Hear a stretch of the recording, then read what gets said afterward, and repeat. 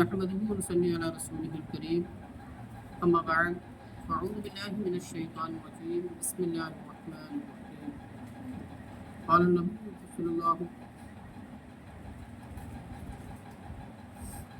قال الله تبارك وتعالى في القرآن الكريم إن الله وملائكته يصلون على النبي يا أيها الذين آمنوا صلوا عليه وسلموا تسليما اللهم صل على سيدنا مولانا محمد وبارك وسلم صلاة وسلام عليك سيدنا یا رسول اللہ صلی اللہ علیہ وسلم.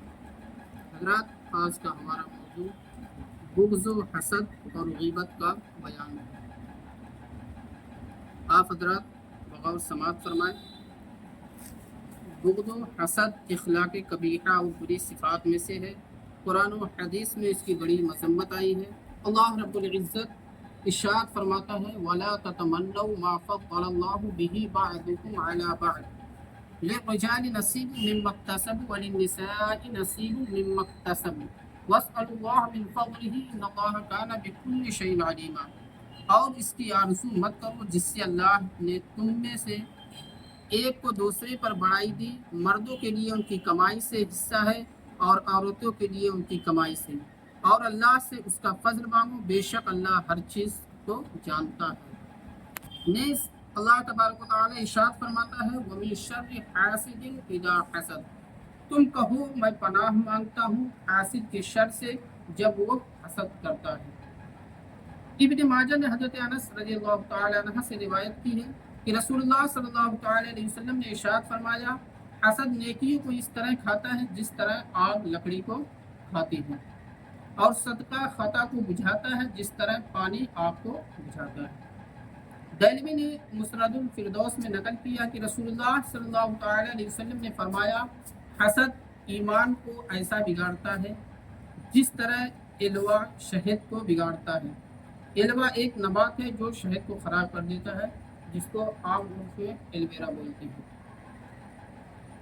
صحیح بخاری میں ہے کہ رسول اللہ صلی اللہ تعالی علیہ وسلم نے فرمایا آپس میں حسد نہ کرو، نہ بغض کرو، نہ پیٹھ پیچھے برائی کرو، اور اللہ کے بندے بھائی بھائی ہو کر رہو.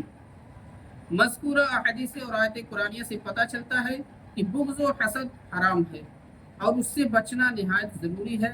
حسد کے معنی ہے کہ کسی شخص میں خوبی دیکھی، اس کو اچھی حالت میں پایا، اس کے دل میں یہ آرزو ہے کہ یہ نعمت اس سے جاتی رہے اور مجھے مل جائے، اور اگر یہ تمنا ہے کہ میں بھی ویسا ہو جاؤں، مجھے بھی وہ نعمت مل جائے. یہ حسد نہیں بلکہ رشک ہے جو کہ جائز ہے.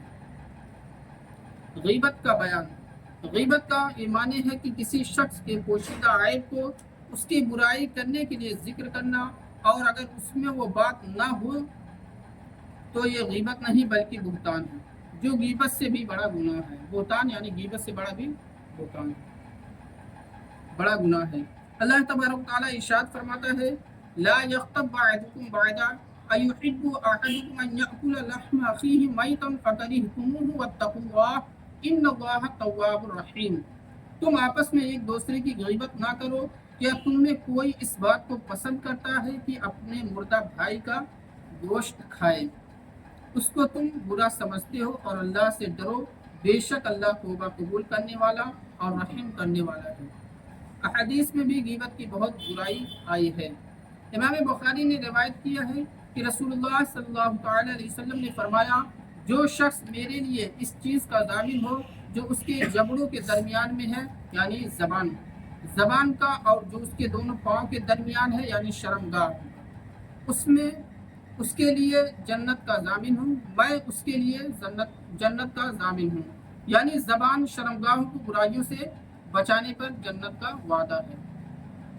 امام احمد بن حنبل نے روایت کیا کہ رسول اللہ صلی اللہ علیہ وسلم نے فرمایا میرے لیے 6 چیزوں کے ضامن ہو جاؤ، میں تمہارے لیے جنت کے ذمہ دار ہوتا ہوں.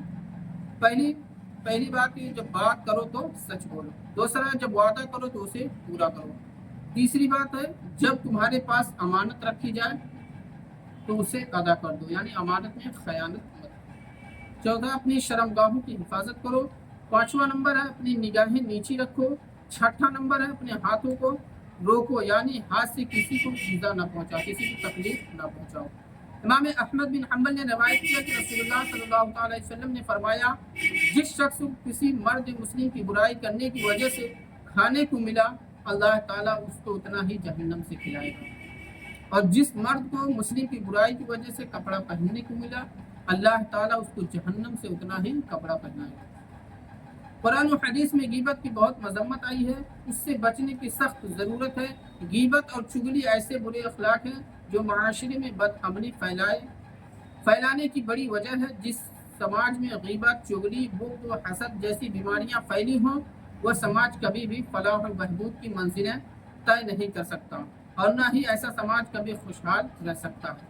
ہمیں اپنے سماج کو پرامن اور خوشحال بنانے کے لیے ان جیسے برے اخلاق سے دوری اختیار کرنی ہوگی اور اسلامی اخلاق و کردار اپنانا ہوگا، تبھی جا کر ہم اور ہمارا سماج خوشحال اور ترقی یافتہ ہو سکتا ہے۔ وباللہ توفیق، وصلی اللہ تعالی علی خیر خلقہ ونور عرشہ محمد وعلی آلہ وصحبہ اجمعین، وما علینا الا البلاغ۔ السلام علیکم ورحمۃ اللہ وبرکاتہ۔